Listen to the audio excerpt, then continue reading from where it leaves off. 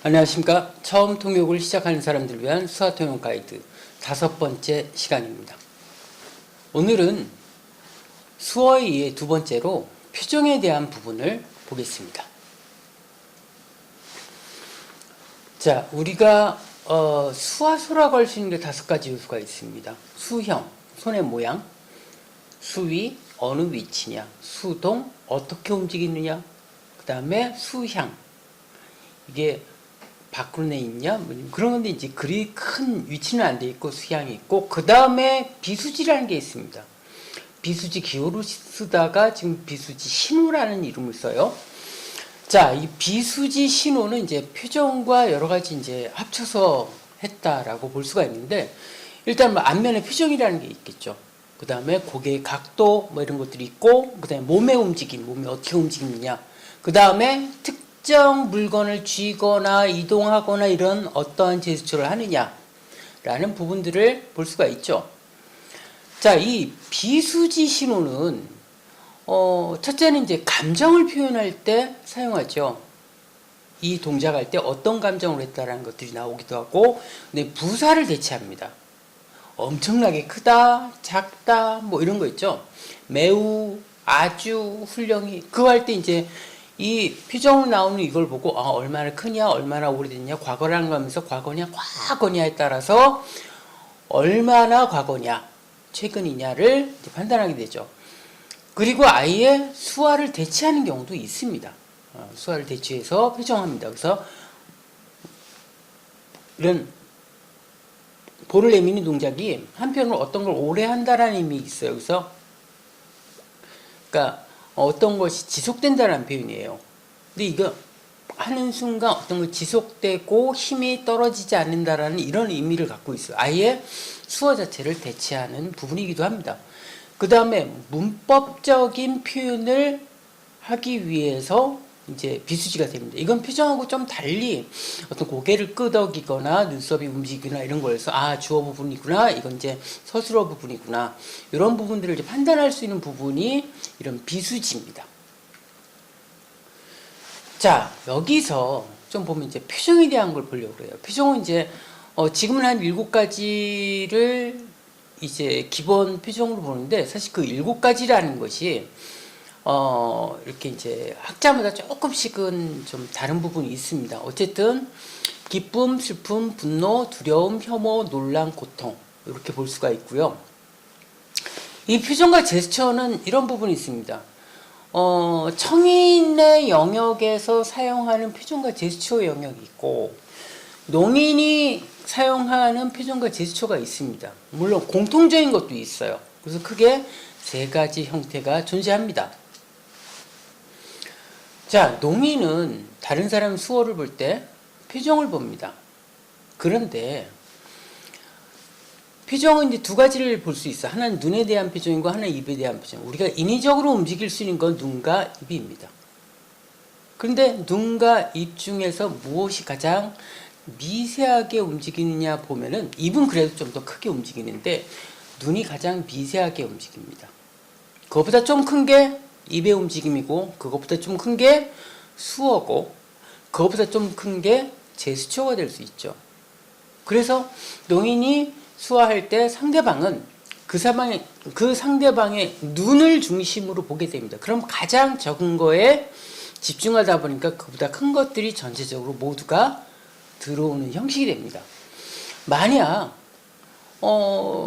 청인들은 수화 배운 다음에 농인이 수어에 많이 꽂혀 있어요. 그 수어를 집중적으로 보면은 그것보다 작게 움직이는 것을 못 보는 현상이 나옵니다. 그래서 농인들은 항상 눈을 중심으로 보고, 그래서 눈과 입, 수와 제스처, 이게 전체적으로 눈에 들어오는 방식을 취합니다. 자, 표정은, 이 안면 근육은 이제 시대별로 조금씩 다른데, 예전에는 30개 근육이 있다 했다가 그 다음에 35개 있다가 지금은 이제 40개, 42개 막 이렇게 나갑니다. 대충 40개 근육이 있다라고 볼 수가 있습니다. 그러면 이것도 하나의 근육의 움직임이다 라고 이제 생각할 수가 있어요. 우리가 운동하기 위해서 운동을 하면 이 근육이 움직이죠. 발달되는 거죠. 마찬가지 40가지의 근육도 특정 표정만 많이 짓고 생활하면 그것만 좀 특화돼요. 많이 웃는 사람은 계속 웃어요. 싫은데도 표정 보면 웃는 표정이 나옵니다. 괴로운데도 웃는 표정을 짓는 사람이 있어요. 어떤 사람은 분노를 굉장히 잘 내요. 약간 분노에 특화돼 있어. 그래서 그 사람 뭘 웃으라 그러면 굉장히 힘들어합니다. 안면이 막 덜덜덜 떨리고 힘들어합니다. 그런데 이와 같은 표정의 연구를 제일 먼저 한 사람이 이제 폴 에크먼이라는 미국 교수예요. 지금 사진 나와 있는 이분입니다. 이제 이분은 이제 초창기 때에 1960년대에 표정에 대한 연구를 합니다. 그 전에까지만 해도 표정은 어떻다라고 생각했냐면 문명화된 사람들의 전유물이 표정이다라고 생각한 거예요. 문명화된 사람이. 그래서 미개한 문명이 발달하지 않은 사람은 그 표정이 나타나지 않거나 다를 것이다 라고 생각했었는데, 이분이 이제 파푸아뉴기니아, 일본, 그 다음 미국에 있는 사람들을 대상으로 찍고 분석을 하기 시작해서 거기서 첫 번째는 이제 6가지 표정을, 공통적인 표정을 발견하고, 그리고 사람들이 문명화된 거 아니라 사람들은 공통화된 표정을 쓴다, 이렇게 정리를 합니다. 그리고 나중에 이제 기본 표정을 이제 7가지로 하죠. 그래서 이 사람이 표정에 대한 분석을 하면서, 사실 표정을 하다 보면 어떤 것까지 하냐면 거짓말에 대한 것까지 나옵니다. 거짓말은 어떤 현상이냐면, 우리가 뭔가를 얘기할 때, 메시지를 얘기할 때 사고와 감정과 신체가 하나로 이렇게 연결됐을 때 가장 자연스러운 거라는 거죠. 그런데 거짓말하게 되면은 사고는 거짓말인데 감정은 안 따라주죠. 그러다 보니까 뭔가 거기에 어긋나는 현상이 몸으로 나온다. 그게 표정으로 나온다. 또는 신체 반응으로 나온다. 그래서 그걸 보고 핫스팟이라고 하고, 그 스팟을 보면서 이 사람 거짓말하는구나. 하나만 보는 거 아니라 그와 같은 열거를 통해서 이 사람 거짓말하는구나. 이런 것들을 볼 수 있어요. 그래서 우리가 예전에 라이투미라는 미드가 있었어요. 이제 그 라이투미라는 드라마가, 미드가 이 폴 에크먼 교수를 모델로 해가지고 그 사람 쓴 책에 있는 내용이 거의 그대로 담겨서 하나의 그 드라마로 만든 경우도 있습니다. 어쨌든 이분이 표정에 대한 연구를 합니다. 이 사람이 사실 처음 표정에 대한 연구를 한 게 아니라 그 전에 찰스 다인이라는 사람이 사실 했어요. 찰스 다인은 우리가 진화로만 알고 있지만은, 그 사람은 이제 찰스 다인이라는 사람이 표정에 대한 분석하고 이런 것들을 했습니다. 우리가 안면 표정으로 할 수 있는 거, 뭐 기쁨, 슬픔, 고통, 두려움, 분노, 놀람, 이런 부분들에 대해서 잠깐 이제 얘기를 해 보려고 합니다. 요거는 이 에크먼 교수가 정리한 거하고는 조금 다른 영역이에요. 어쨌든 이런 부분을 보려고 하는데, 이 표정에 대한 부분들을 볼 때 한번 우리가 생각해 볼 부분이 있어요. 이 표정은 감정의 결과로 표정이 나온 거냐?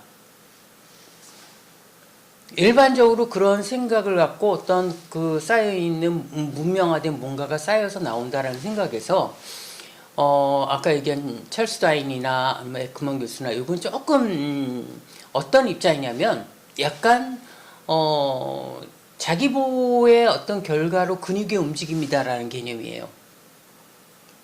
그래서 이 기쁨, 슬픔 이런 부분들이 있는데, 사실 우리가 자기 보호하기 위한 신체적인 반응이라고 보는 것이 제가 취하는 입장이기도 하고, 일반적으로는 감정이 있기 때문에 이 표정 나온다라는 부분이지만은 조금 다른 차원으로 한번 볼 수가 있습니다. 자, 이런 기쁨, 슬픔, 고통, 두려움, 분노, 놀람에 대한 부분을 잠깐 볼 건데, 이제 조금 전에 이제 표정으로 보면, 안면 근육으로만 보면은 2가지를 할 수가 있어요. 눈과 입에 대한 것들이 주요 움직임입니다. 그 2가지를 이제 관찰하는 거죠. 그러니까 눈 보면은 그러면 언제 눈이 커지고 언제 눈이 작아지냐라는 거예요.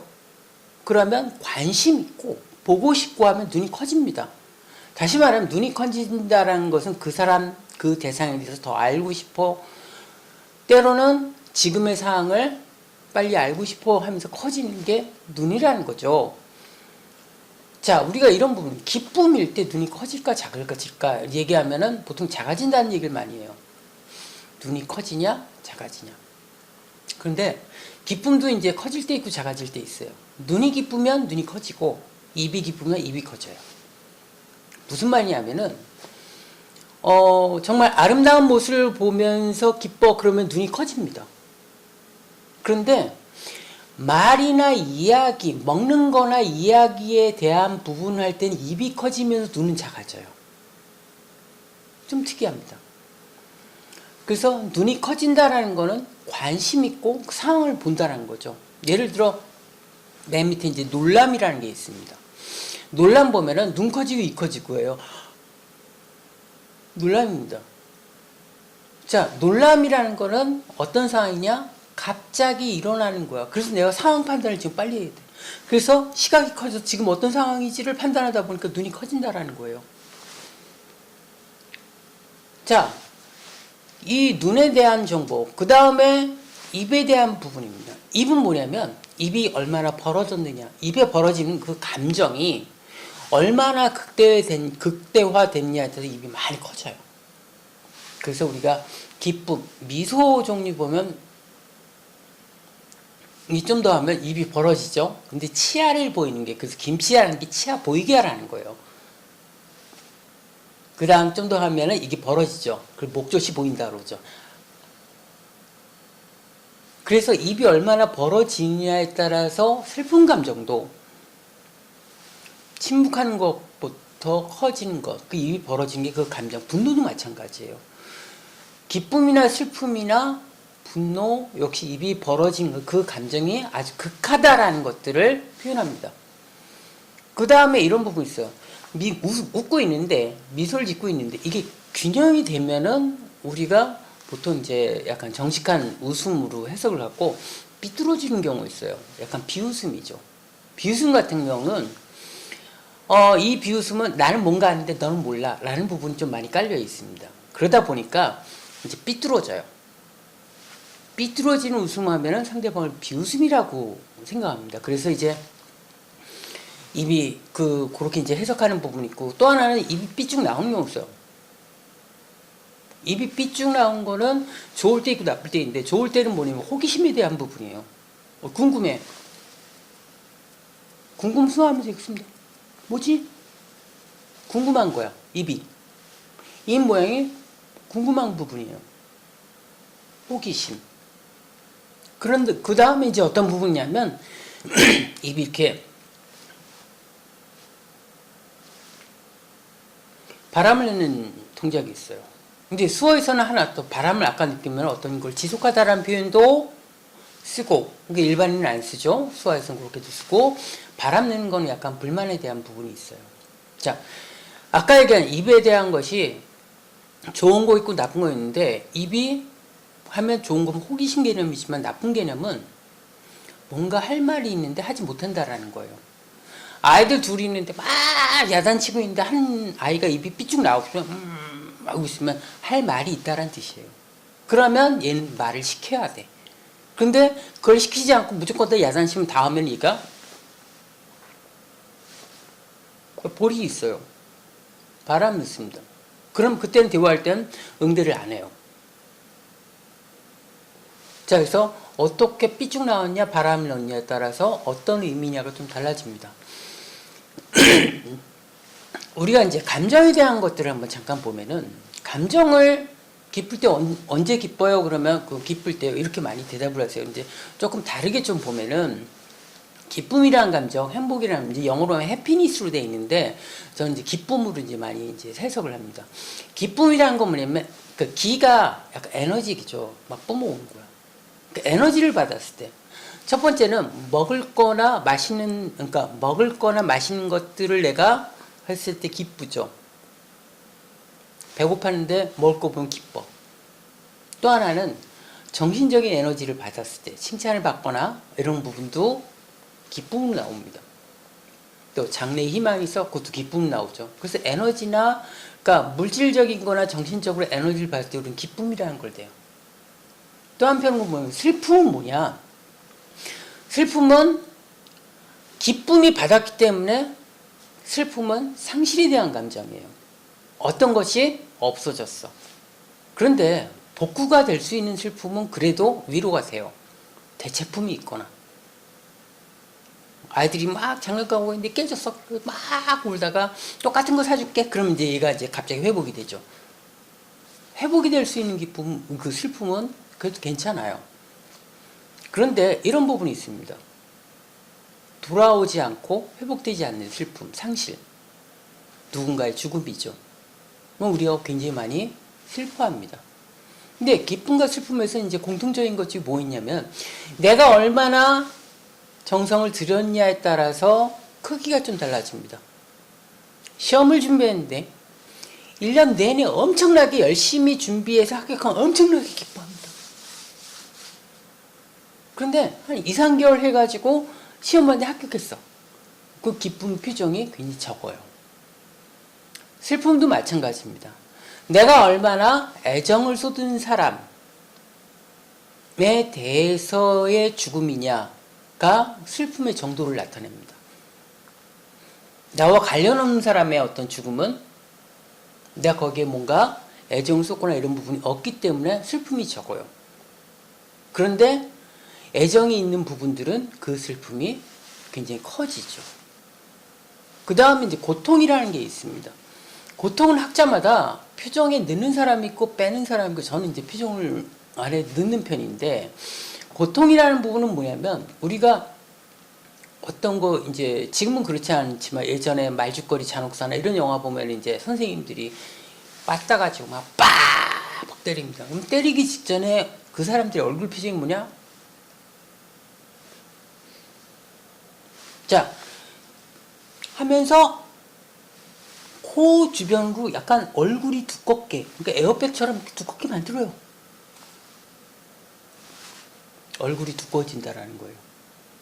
자, 그런데 또 이런 거예요. 어떤 자동차 막 하다가 부딪힐 것 같다. 몸이 움츠려들고 안면 근육이 두껍게 바뀝니다. 고통도 나온 거죠. 자기를 보호하기 위한 하나의 수단인 거죠. 그게 이제 고통이라고 우리는 해석을 하고 있다는 겁니다. 그러면 그 다음에 두려움을 어떻게 하면 이 고통인데 두려움인데 두려움은 뭐냐면 두려움의 현상은 언제 나오냐면 알 수 없는 거에 대한 것이 우리가 두려움으로 나옵니다. 그래서 영화를 만들 때 뭐 귀신 영화나 아니면 이제 스릴러 영화나 만들 때 두려움은 대상을 알 수 없게 만들어요. 그 밤에 하죠. 그래서 놀라게 하려면 어떻게? 갑자기 쫙 놀래죠. 그래서 조스 영화를 보면은 이런 부분이 있습니다. 그 실제 조스가 나오기 전까지 음악이 깔려 따단 따단 따단 따단 따단 따단 그러면 이제 우리가 소리적으로 많이 놀래요. 그럼 반대로 그러면 농인들은 그런 두려움이나 이런 부분도 적으냐? 예, 그럴 수가 있어요. 영화 볼 때 보면은 실제로 딱 나타나기부터 놀람이나 두려움을 느끼지 그 전에 음악으로 느끼는 게 좀 없어요. 그러다 보니까 공포나 이런 걸 봤을 때 느껴지는 것들이 좀 차이가 있습니다. 그래서 두려움이라는 거 어떻게 하냐면 눈 작게 뜨고 그 다음에 그 고통에서 그 다음에 입이 벌어져. 그 눈 작게 찌고 입이 벌어진 거를 두려움에 대한 부분에 속하게 하고 있습니다. 그 다음에 분노예요. 분노 같은 게 뭐냐? 분노 때 그럼 눈이 커질까 작아질까라는 부분이에요. 그럼 보통 이제 분노, 화, 뭐 이런 것들 보면 눈이 작아진다는 얘기 많은데 눈 작아질 때 있고 커질 때가 있어요. 누군가 싸움을 해야 되는데 내 상대가 내가 만만치 않아 이거 그럼 눈이 작습니다. 우리가 그런 걸 볼 수 있는 게 서부 영화 같은 경우는 총 쏘기 직전에 눈을 작게 떠요. 눈을 작게 뜬다는 건 눈을 보호한다는 개념으로 생각하시면 됩니다. 그래서 분노할 때는 눈을 작게 뜨고 이렇게 하죠. 그런데 눈이 커질 때가 있어요. 언제냐면 아예 상대가 안 돼. 초등학생이야. 요즘 초등학생이 덩치 커서 무섭지만은 뭔지 아주 애야 아주 저거 그럼 이게 그냥 선생님이 분노할 때 눈이 커지면서 하죠. 아이들한테 할 때는. 그래서 눈이 커진다는 건 얘를 상대해서 위험이 없다라는 의미예요. 그래서 어떤 분노에 대한 것도 그렇게 하죠. 그럼 눈썹 어떻게 하냐? 눈썹이 이렇게 된 거를 보통 이제 분노 개념으로 많이 하죠. 이렇게 하면 슬픈 개념으로 알고 있고, 그 다음 놀람은 눈 커지고 입 커지고, 이런 부분들이 기본적으로 볼 수 있는 어떤 기본적인 표정이에요. 그럼 표정의 종류가 몇 가지냐? 한 3천여 가지가 나오면 됩니다. 여러 가지 나와요. 그 중에 이제 대표적인 것만 한번 봤습니다. 그 다음에 안면 근육의 움직임만 관찰하면 되느냐? 이 고개가 어떻게 움직이냐에 따라서 어떤 부분이냐에 따라서 달라집니다. 보통 위를 보거나 약간 이제 사선을 보는 부분이에요. 자, 보통 위를 보게 되면은 실제 내가 과거에 대한 회상을 할 때 많이 쓴다라고 알려져 있습니다. 예를 들어 교통사고가 났는데 누가 목격자야. 진짜 목격이 있으면 어떻게 하냐면은 그때 하면서 이렇게 얘기한다는 거예요. 그때 하고 한 번은 위로 올라갔다가 내려온다. 그러면 실제 회상하는 개념이다. 이렇게 해석을 해요. 그래서 가끔씩 보면 청문회 같은 거 하면서 옛날 얘기를 물을 때 실제 내가 했고 봤던 걸 얘기하는 사람은 올렸다 내리더라. 그런데 이런 부분이 있어요. 자기가 암기하거나 이렇게 대답해야지 그럼 이런 동작이 안 보여요. 그래서 그런 거 가지고 이 사람 거짓말 하냐 아니냐 뭐 이런 거 분석하는데, 어쨌든 위로 하는 게 곧바로 올리는 거 있고 약간 사선으로 빠지는 게 있어요. 이런 건 뭐냐면 보통 상상하는 거. 그래서 맛있는 거 먹어야지, 집에 뭐 있지 뭐 하면서 파티를 이렇게 얘기하지, 그렇게 하면서 약간 옆으로 빠집니다. 이런 거 같은 경우 드라마나 이런 사람들 뭐 상상신을 항상 옆으로 이렇게 빠져가지고 상상하는 신들이 나와요. 그래서 옆으로 빠지는 게 약간 상상, 곧바로 하면은 약간 회상 개념이에요. 근데 이것도 이제 여러 가지 의미로 달리 분석하시는 분들 있어요. 뭐 연구학자 같은 경우 왼쪽 하는 건 뭐고 오른쪽 하는 건 뭐고 뭐 이렇게 분석하는데, 대체적으로 이렇게 보시면 되고. 그럼 고개가 아래로 내려가는 건 뭐냐? 이거 이제 자기 후회라는 개념입니다. 내가 잘못했다라는 개념이 후회. 근데 우리나라는 이 후회라는 개념이 조금 달리 쓰여요. 뭐냐면 슬픔이라는 표정하고 후회라는 거하고 사실은 이제 에크먼 교수는 좀 다르게 봤어요. 그래서 고개가 안 내려간 상태에서 눈물 흘리고 하면 이게 이제 슬픔에 대한 건데, 고개를 내리면 자책감에 대한 거예요. 그렇게 해석해요. 그럼 우리나라 딱 맞냐? 이게 잘 안 맞아요. 왜 안 맞냐면 예전에 이제 서해에서 여러 가지 문제 있을 때 아들이 죽고 그 어머니가 가가지고 눈물 흘린 걸 봤어요. 그런데 다 고개를 떨고 울고 있어요. 근데 우리나라 같은 경우는 뭐냐면은 약간은 자식이 일찍 죽는 거에 대해서 내 어머니가 무슨 죄 때문에 막 이런 개념이 있어요. 그래서 스스로 내 잘못이 있어서 그런 양이라는 그런 부분들에 좀 매여 있는 경향이 있어요. 그러다 보니까 어머니가 고개를 숙이고 있어요. 그래서 미국이나 이런 데는 고개를 숙이기 때문에 제가 뭐 잘못했을까 이렇게 봅니다. 그래서 만약 미국이나 이런 데 가가지고 만약 검문 받는데 고개를 숙이고 있다 그러면 얘 뭔가 잘못했을 거야. 이렇게 의심을 받을 수가 있어요. 그래서 고개를 숙이는 거 하면은 이 사람 뭔가 잘못했구나. 고개를 인 상태에서 눈물 흘리면은 요건 슬픈 개념이다. 이렇게 해석을 합니다. 그 다음 이제 옆으로 하는 게 있어요. 옆으로 하는데 여러 가지 의미인데 이걸 사랑의 의미로도 해석을 합니다. 우리가 제일 이제 화장품 광고에 어떤 모델들 보면은 자세히 보면 어떤 부분이냐면 그 사진들 보면 약간은 10대고 사랑에 대한 걸 얘기한다면 약간 고개가 옆으로 가 있어요. 그래서 이제 그 책이나 이런 거 보면 왜 고개를 옆으로 할까라는 부분이 이제 아버지를 의지한다 뭐 이런 식의 설명도 있고 여러 가지 설이 있습니다. 어쨌든 고개를 한쪽 기울고 그 사람을 의지하는 형식으로 하면은 이건 사랑에 빠졌다라는 개념으로 많이 해석을 해요. 그래서 화장품 광고인데 10대나 20대 초반 같은 경우는 보통 옆으로 간다든지 뭐 이렇게 한다든지 이런 동작이 보이고, 그 다음 30대 보면 약간 커리어 우먼, 직장인, 나는 독립했어 이런 느낌일 땐 고개가 딱 서가지고 있는 것들이 되게 많습니다. 그래서 그것도 하나의 컨셉으로도 그렇게 사용을 합니다. 그래서 고개가 어디로 가 있느냐 내려갔냐, 위로 갔냐. 그 다음에 하나면 뭐 고개 끄덕임 뭐 이런 것도 있죠. 자, 수어에서는 내가 수어할 때 눈이 올라갔다면 이게 내가 상대하는 사람이 높은 사람이냐, 동급이냐, 아랫사람이냐에 따라서 어떻게 수어하느냐가 좀 차이가 지고, 그 다음에 이제 고개가 어떻게 끄덕이느냐, 좌우로 하느냐에 따라서. 그래서 열심히 이렇게 하면 그냥 알아들었어. 약간 이런 의미고, 고개를 천천히 끄덕이면, 이해했어. 그래, 좋아. 계속 얘기해봐. 약간 이런 의미로 받아들입니다. 그래서 좌우로 흔드는 것도 나름의 의미를 갖고 있습니다. 그 다음에 이제 안면 근육, 고개 움직임, 그 다음에 몸의 움직임이에요.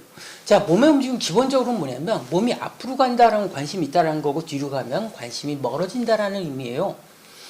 누군가 소개팅을 해주고 그 사람이 둘이 잘 되고 있는지 이렇게 누가 더 좋아하는지 이렇게 보면 저기서 몸이 누가 쏠려 있느냐를 보면은 누가 관심이 있느냐가 이제 대충 보이는 거죠. 누가 더 관심이 있구나. 뭐 이런 부분. 그 다음에 이제 자기가 관심 있다, 궁금하다, 얘는 도와줘야 돼. 그런 몸이 앞으로 가는 거죠. 그런데 플러스 또 어떤 몸이 있냐면 팔에 대한 부분이에요. 그러니까 어깨, 팔의 크기가 크게 하느냐. 이것 또한 팔을 크게 하는 거죠. 그래서 이렇게 되면 누가 싸우는데 나는 힘에 대한 부분이에요. 어깨가 벌어지는 부분들은 내가 얼마나 파워가 있다라는 걸 나타낸다라고 읽혀요. 그래서 어떤 곳, 지금은 이제 그런 회식 안 하지만 회식 자리가 쭉 있으면은 그 사람의 몸 동작 가지고 이 사람은 누가 제일 막내고 여기 수장이 누구구나라는 걸 알 수 있어요. 수장은 찾기가 되게 쉬워요. 일단 팔을 넓게 하고 그것도 모자라 가지고 옆에 빈 의자에 팔을 걸쳐요. 그리고 보통 그 옆자리가 보통 비어 있어. 그럼 그 사람이 대장이야. 그러면 막내를 어떻게 하면 요즘 막내는 좀 다를 수 MZ 세대는 좀 다를 수 있지만 이제 팔이 최대한 안으로 모여 있고 이렇게 있으면 팔이 안에 모여 있다. 나는 힘이 적은 사람입니다라는 부분이에요. 그래서 순종적인 메시지를 전할 때는 팔을 잡고 있거나 이런 부분에서 팔을 오므러들게 하죠. 나는 약한 사람이에요 라는 메시지를 줍니다. 그래서 힘 있는 사람이 벌리죠. 그래서 팔의 크기로 어떤 의미를 전달하느냐도 할 수 있고, 그 다음에 수화에서는 수화 자체의 크기가 얼마나 크느냐, 수화가 크다라는 건 힘이 있다라는 것도 되고, 또 한편으로는 내가 이 메시지를 강조합니다 라는 부분이 국어에서는 음성 톤을 높이는데 수화의 크기를 높이는 경우가 있습니다. 그 다음에 이제 제스처인데 의미 있는 제스처가 있습니다. 예를 들어 이제 제스처를 크게 두 가지로 볼 수 있는데, 하나는 뭐냐면 실제 뭐 물건을 들든지 어떤 행동을 그대로 따라하든지 이런 제스처가 하나 있고, 두 번째는 약간 상징화된 제스처가 있어요. 예를 들어 자, 이거는 좋은 생각이 났다라고 하면서 그런 식의 동작을 합니다. 자, 그와 같은 것들이 몇 개 있습니다. 예를 들어 기대를 하다, 뭐 행복하다 하면서 기대에 대한 감에서 이렇게 손을 비비는 동작 또는 손을 치는 동작은 내가 어떤 걸 기대한다라는 거예요. 선물 받았어. 하면 기대한다는 뜻이 돼요. 기대하고 행복하다는 이런 부분. 어떤 불안할 때 나오는 게 있죠. 손가락 이렇게 한다든지 손가락을 친다든지. 이게 셀프 터치라고 돼 있어요. 그 자기 손을 만지작거리는 이 부분이 나는 지금 불안합니다 라는 동작으로 많이 쓰죠. 이제 이런 것뿐만 아니라 수화에서는 어떤 분이냐면 진땀이 난다 하면서 땀이 흘러내리는 걸로 내가 지금 긴장했다라는 것들을 표현하기도 합니다. 그 다음에 파워나 이런 거가 있다라는 것, 그 다음에 분노의 개념 이런 것들도 나름의 제스처로, 예를 들어 힘 있어 그러면 이런 제스처도 쓸 수 있겠죠. 그래서 나름의 의미 있는 제스처들도 있습니다. 그래서 뭐 난감하고 조심하고 초보자일 때 하는 제스처, 능숙자일 때 제스처, 뭐 운전 같은 경우 이런 부분이죠. 초보자일 때는 이렇게 나름의 제스처를 써요. 능숙자일 때는 뒤로 당기고 뭐 이런 것들이 있습니다. 그래서 나름의 그런 표현들이 있습니다. 그래서 표정이라는 영역 속에 안면 근육만 아니라 표정, 그 다음에 고갯짓, 그 다음에 몸의 움직임, 제스처까지도 이거 하나의 메시지로서 수어를 표현할 때 사용하는 또 표현하는 구성 요소가 됩니다. 오늘은 표정에 대한 부분을 알아봤습니다. 다음 시간에는 수어 2의 세 번째로 수어 문장에 대한 부분을 알아보겠습니다. 감사합니다.